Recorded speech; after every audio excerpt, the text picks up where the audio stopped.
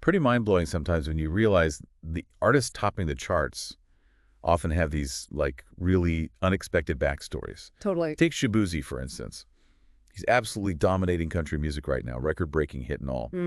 But before all this country fame, he was deep in the rap scene, and what's so, well, compelling is how he's kind of woven together those hip-hop roots with country, rock, Americana. Yeah. It's something totally unique. Yeah, it really is. Okay, so let's dive in. For this deep dive, we're exploring the journey of Collins Obenechibue. Shaboozey, as everyone knows him. Right. You shared a great set of sources. There was that YouTube chat with Cam Newton, his Wikipedia page, an MTV interview, that USA Today piece about the Beyoncé collab. Yeah, and the Before They Were Famous video, too, which was interesting. Right. So our goal here is to really get a handle on how he went from rap to country, what sparked that unique sound. And the story behind this huge success lately, especially with the bar song, Tipsy, that track is everywhere. It really is. Yeah. We want to unpack how his past shapes his present sound and, well, what makes his whole approach just so captivating. Well, what's immediately striking, I think, when you look at his background is just the sheer mix of influences right from day one. He was born in Woodbridge, Virginia, back in '95. His parents are Igbo Nigerian. And his father's story is pretty interesting itself. He was a farmer in Nigeria, then came over and went to college in Texas. Wow, okay. So you've got that cross-cultural thing baked in from the start, Definitely. And then you look at his early music diet, it's this fascinating split. Like, he's soaking up Cash Money Records videos on 106 and Park, classic hip-hop energy. Oh, yeah, I remember that era. But at the same time, his dad's listening to country music and apparently even had this sort of cowboy style of dress. No kidding. Cowboy style. Yeah. So that early exposure to both seemingly opposite genres, it feels pretty crucial to understanding the Shaboozey sound we hear now. Exactly. And it wasn't just an American upbringing either, right? He spent some time, a couple of years in junior high, I think, at boarding school back in Nigeria. Right, yeah. You have to imagine how that experience would shape your perspective, For sure. Gives you a different lens. And interestingly, music wasn't even his first, creative goal. He apparently wanted to be a novelist first. Storyteller from the start. Yeah, you can almost see that thread, the storytelling thing, carrying into his songs now. And by the time he was finishing high school, he was already showing this real, hustle, making money from music gigs, doing photography, even shooting music videos for people. Okay, so that entrepreneurial drive was there early. Yeah, seems like it really pushed him to take the music thing more seriously. And connecting that sort of hustle to his first actual music releases, it's kind of a surprise. How so? Well, his first single back in 2014 was called Jeff Gordon. Jeff Gordon, like the NASCAR driver. Exactly. And forget banjos or fiddles. The description is a sparse trap song with a stealthy piano beat. It even uses audio from a NASCAR race. Whoa. Okay, that is not what I expected. Right. It's such a stark contrast to where he is now. Really shows the evolution. And that same year, 2014, he also started a company called V Picture Films. Ah, okay. So the visual interest was serious early on, too. Yeah, that commitment to visual storytelling, it seems really baked into his whole artistic identity, even back then. Okay, so here's where it gets really interesting for me. By 2016, he gets a record deal. Almost Records, then Republic. Major step. But get this, apparently around 2015 or 2016, he'd already put together a project that leaned more country. Really? Before the first album? Yeah, so the idea wasn't totally new later on, but he felt, the timing wasn't right to release it then. Okay. So he was already exploring. It wasn't like a sudden switch. It doesn't seem like it. Yeah. He then drops his first album, Lady Wrangler, in 2018. He described it as kind of a mix of styles. But interestingly, around the same time, he gets this big look in the rap world.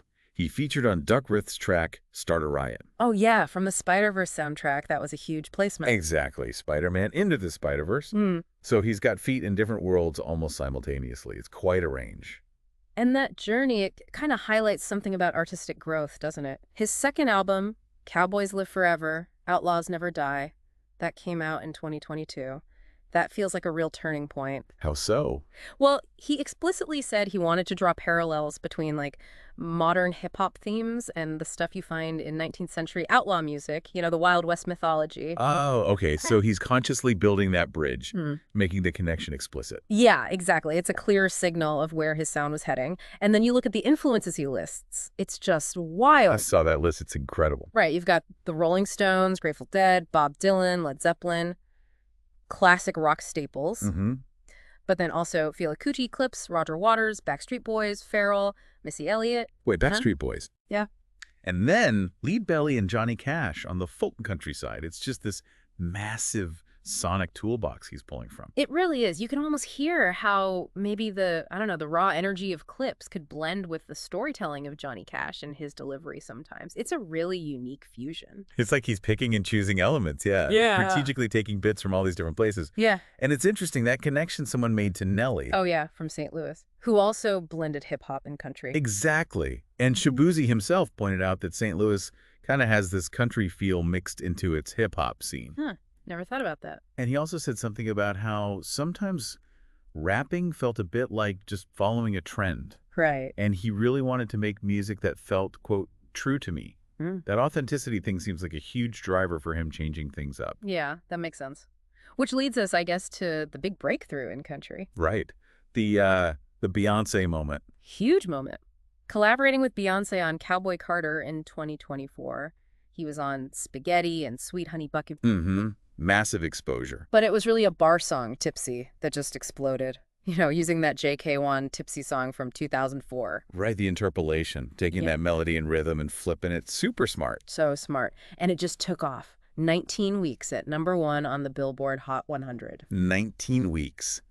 Tying Lil Nas X and Old Town Road, that's legendary status right there. It really is. Just phenomenal. And here's a cool little detail about the Beyoncé collab. Oh, yeah. He actually recorded his parts on his own, like not in the studio with her. Ah, okay.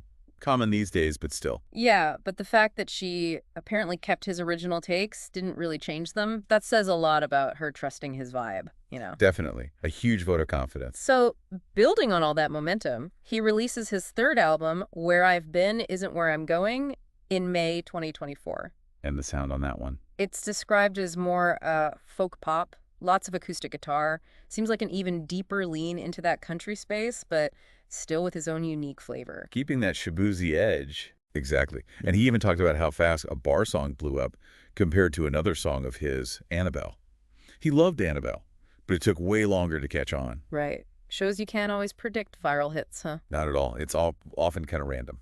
And the recognition that followed that hit, it's been pretty intense. Oh, yeah. The milestones just kept coming. Performing at the Thanksgiving game halftime show, Bears vs. Lions in 2024. Big stage. Then musical guest on Saturday Night Live in December. SNL. And then performing with Post Malone during Beyoncé's NFL halftime show on Christmas Day. Okay, that's just stacking up major appearances. Seriously. And the awards, too. 5 Grammy nominations for 2025, multiple Billboard Music Awards, People's Choice Country Awards, and iHeartRadio Award, all landing in like 2024, early 2025. It's a whirlwind. You can see why he'd get emotional about it. Yeah, he talked about that, didn't he? Remembering sleeping on a futon in some tiny studio apartment. Mm-hmm. Makes the success feel earned, you know? Totally. And that story about him basically shutting down Broadway in Nashville for a pop-up performance. Yeah, I saw that. Fans pouring out of bars to sing along. Yeah. A black artist, dreadlocks, leading a huge country sing-along right there. It just shows the connection he's making, breaking down barriers. It's powerful stuff. And when you look at how he actually makes the music, that early ambition of being a novelist, it kind of clicks, doesn't it? Yeah, it feels like it still informs things. He talks about creating these whole universes in his head and then translating that into the music, the visuals. Right, even back with Lady Wrangler in 2018, he had those visual vignettes paired with the songs. And he directed his own videos for Cowboys Live Forever, Outlaws Never Die. So he's really hands-on with that visual world building. Keeping control of the vision. Yeah. And for the latest album, Where I've Been Isn't Where I'm Going, he described it as having a road trip vibe. Yeah, that title alone says a lot. Forward motion, evolution. Exactly. And he had this quote about how music needs to change and it needs to progress into different things. He thinks that's part of why people are so intrigued by his genre-bending stuff. That makes sense. It feels fresh because it is different. He also talked about taking creative risks, betting on myself, which is even a song title, Vegas. Right. Ties it all together. So the visuals, the world building, they're clearly central.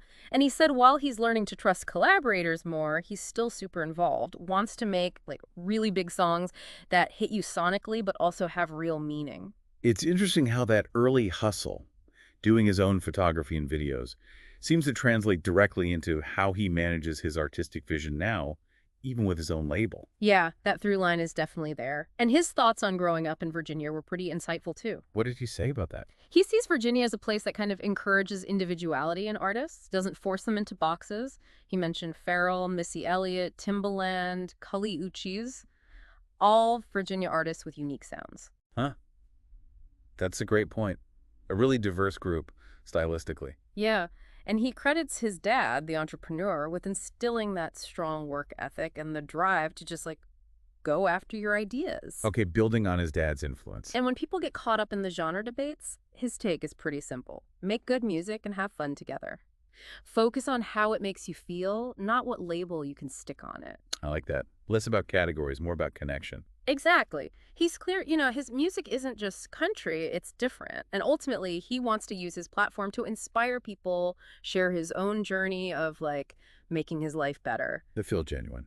And that whole thing with interpolating JK1's Tipsy, it wasn't just a gimmick. He saw it as his way of paying tribute to older legends, kind of like how country music has always referenced its history, but doing it in his own modern way. Connecting his influences to the tradition. Smart. So, looking ahead, what's the vibe? Seems like he's just really excited to make more music, songs that can reach people everywhere. He wants to see more crossovers, too, between hip-hop, pop, and country artists. Yeah, bridging those worlds even more. And it's significant that he has his own label, American Dogwood, under Empire. That artist ownership piece seems really important to him. Good for him. Control your destiny. Totally. And apparently, he's kind of joking, kind of serious about opening a bar in Nashville, maybe called Boozies or something like that. Okay, I can see that.